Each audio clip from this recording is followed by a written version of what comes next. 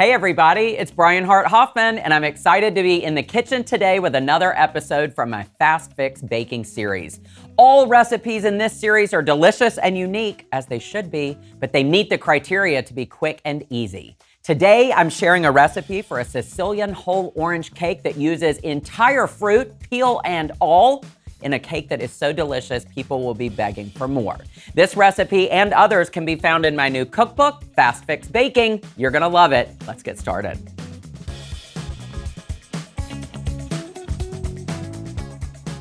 As I get my ingredients prepared, one thing I need to do is get our orange, hence the whole orange in the name of the recipe. I need to get my orange ready. And we're gonna do that in a food processor.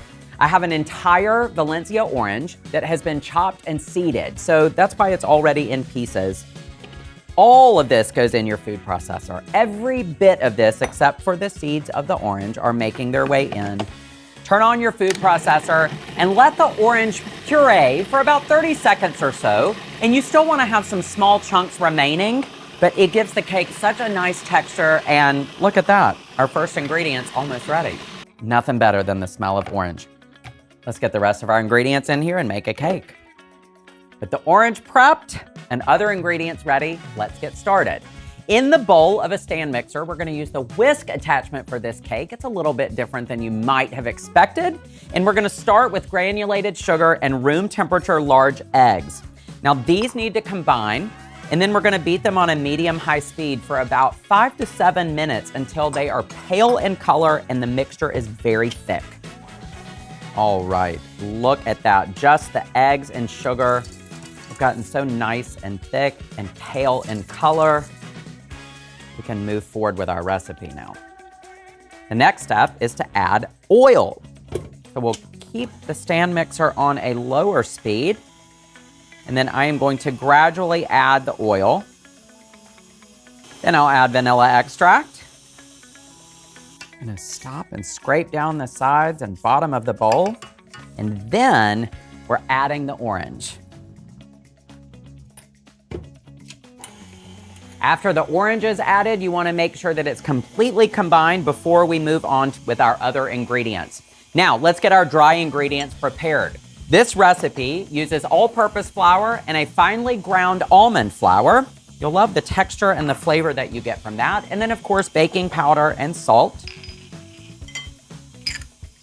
And you'll whisk all of these ingredients together just to get them nice and combined and break up any clumps that you may see in the almond flour, just to get a nice mixture before going into the stand mixer with our orange mixture. It's one of my favorite parts about this recipe. We're just gonna add all of these dry ingredients at once. No gradual adding here today, keeping speed and ease on our side. Then we'll just have a nice low speed here and combine until all of the ingredients are combined. And that's when you see the flour is no longer separated from the base mixture.